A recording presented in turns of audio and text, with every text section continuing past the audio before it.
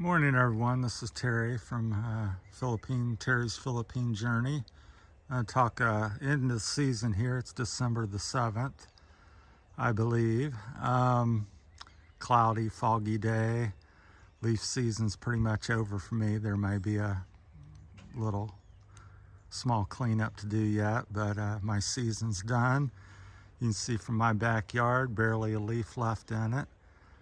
Wanted to talk a little bit about buying equipment or leaf blowers in particular, but it applies to mowers, can apply to many things in life. So just something else, because many times we see somebody with a backpack blower or big ride-on blower. We're just use the blower as an example since we have them sitting out here.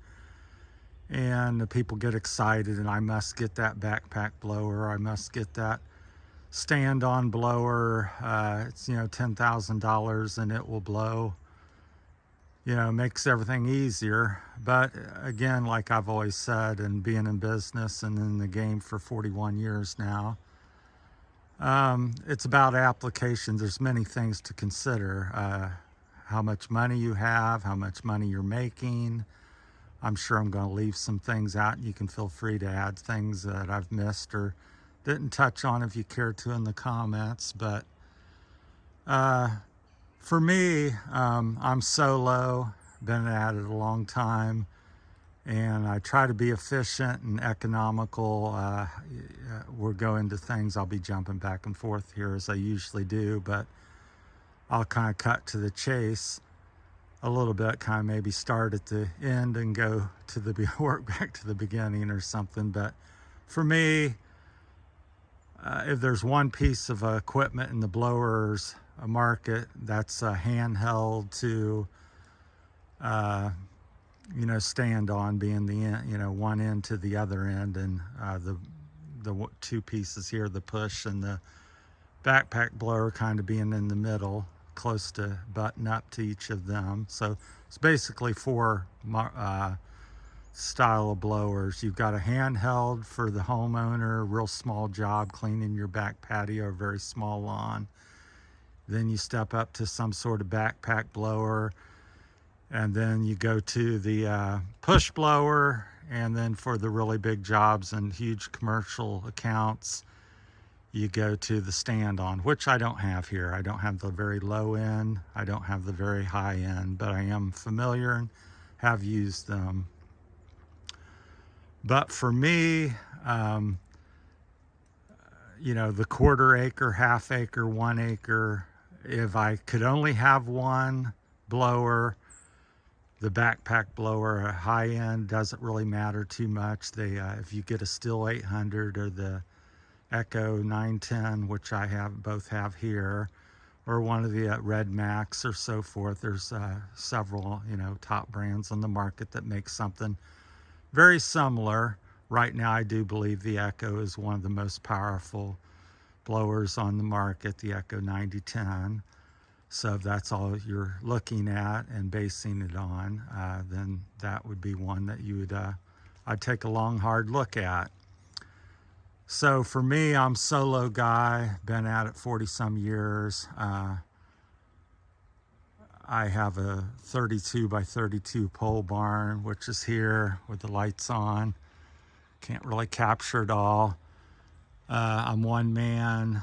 Do I need a little handheld? Do I need a big stand on? How many pieces of equipment, being solo, do I need? And the answer is, if I could only choose one, it would be the backpack blower, because it's not going to do everything, in a sense of it's not going to the backpack blower will not outperform the push blower. It doesn't have the CFM and everything. Now, in different conditions and different situations, all these things will outperform the other. It's application. So that's what I want to stress, is application.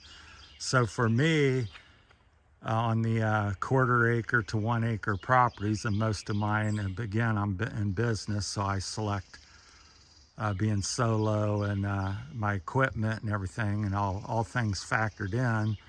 I generally go for the, target. My target is half-acre properties generally, up to an acre down to a quarter acre.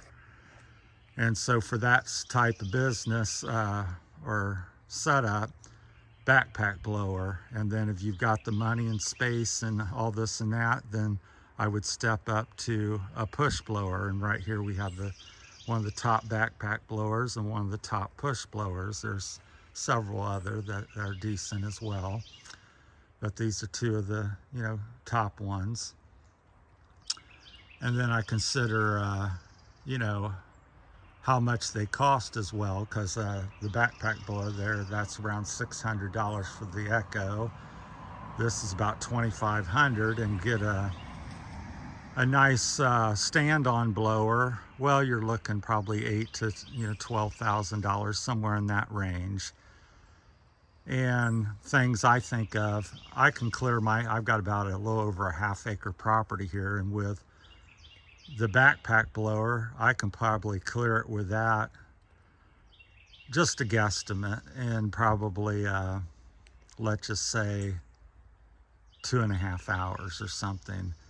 And with the push blower, I can maybe clear it in, well, the problem with the push blower is there's no way you're going to get around the building.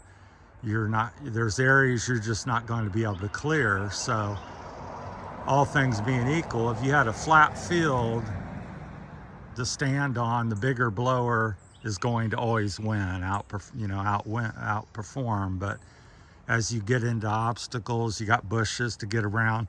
Well, there's no way in the world a stand on or this push blower is going to get the leaves, really cleaned out and efficiently and in a timely manner. It's meant for the open terrain.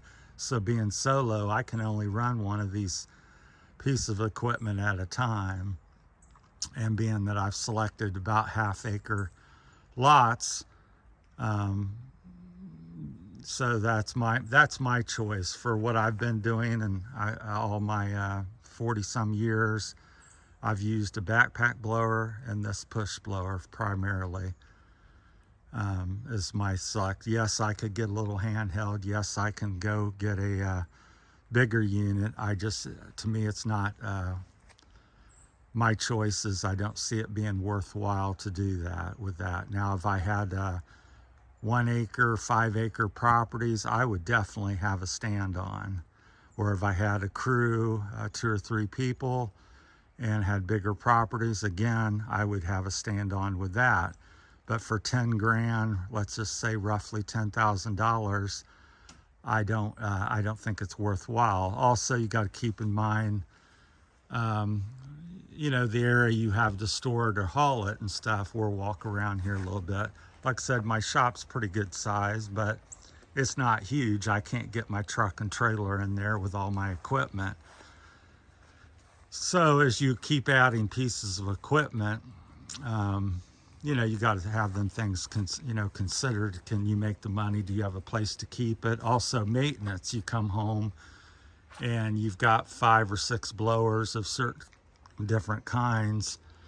You got to come home and change the hydraulic oil in this ride-on one, engine oil, air up the tire, lots of different things. Same with trailer space. Here's my trailer here. It's all emptied out pretty much for the season to some degree.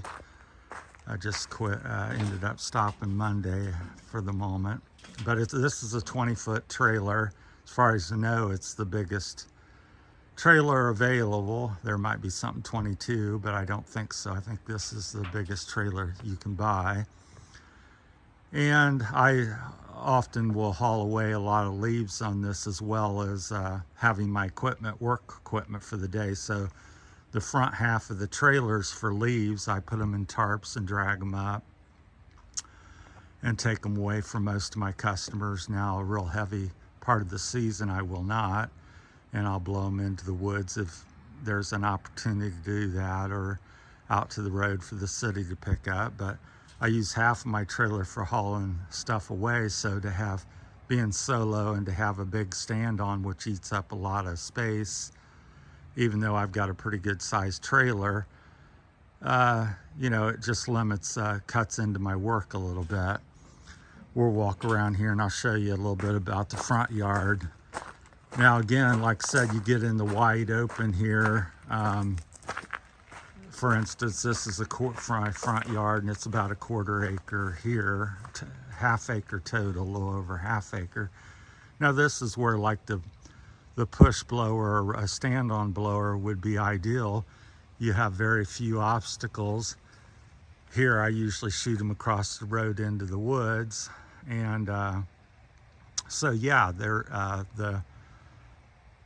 your backpack blower is not going to beat my push blower here, and the push blower is not going to beat a stand-on in this situation. The other thing with the you know, the other pieces of equipment, the stand-on, or I mean the push blower, especially the billy goat's very unstable. It's hard to pull up the hill, even though this little slope here to the road, it's very difficult to push it up and down this slope to next to impossible for certain people. And if you get it on the side and you go up it sideways, it actually wants to tip over. So that's why I say the first piece of equipment I would get is a backpack blower. Get one of the bigger ones that you can afford, and whatever brand you think is best for you that you like.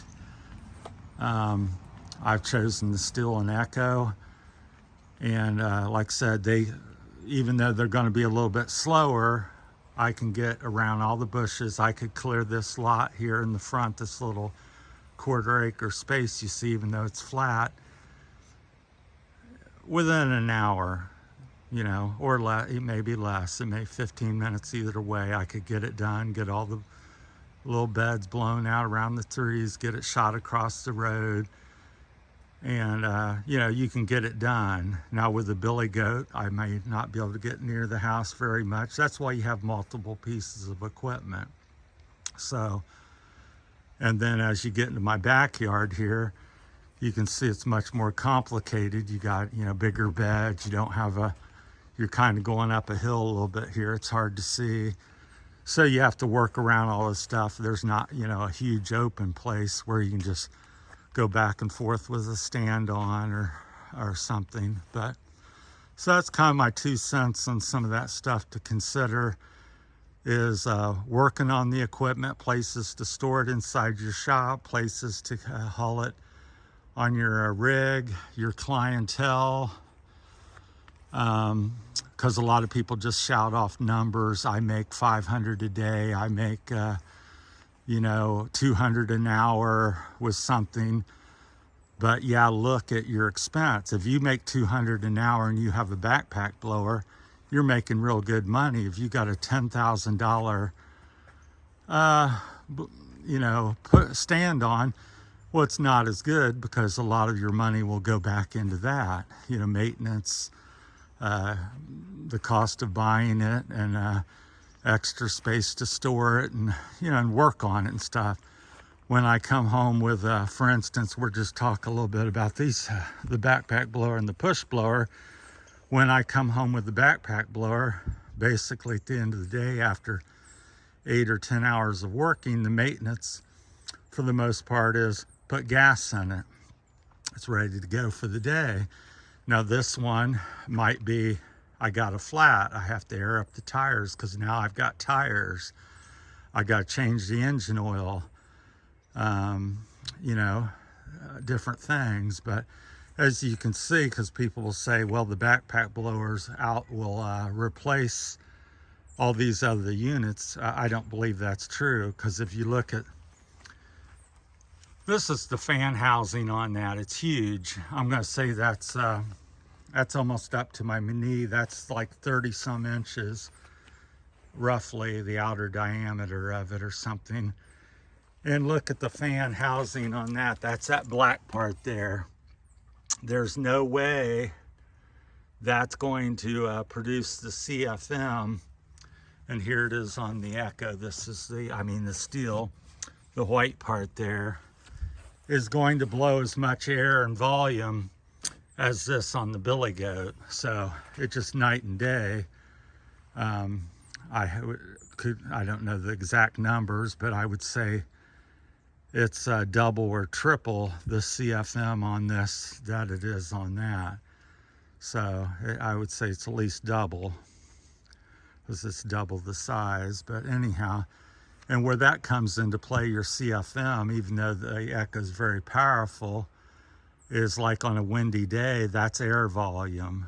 When the wind's blowing and it's 15, 20, 30 miles an hour, the echo can't really push the leaves very far, and they want to whip back at you, where this will go, as I demonstrated in some of my other videos, will blow 6, 8 feet visually further, and then you can feel the wind 10, 15 feet beyond that with this, because of the volume of air. It's kind of like, so a lot of times I'll be working with the backpack blower and have this on behind me, helping to push the leaves and keep them going in the direction I want. So I create my own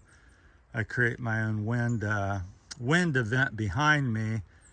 Even though this may not be, I may not be pushing it, I'll get out front and be working with the backpack blower, taking the leaves to where I want it to go. So I think just some things to think about, and things I think about. And so economics, storage, maintenance, and what you're geared up to do. I'm real, if you're going into business or thinking about business, get all these things for what you're going to do. Don't go out and get 5-acre accounts or 2-acre accounts and you think you're going to backpack it all. Yes, you can, but you're in for a long, hard process. So at the same point, if you got quarter, half-acre lots, I question whether you need a stand on. But at the end of the day, if you've got deep pockets and that's what you want to do, then go for it. And it's freedom of choice, but I'm just sharing my 2 thoughts, and hopefully this has been helpful.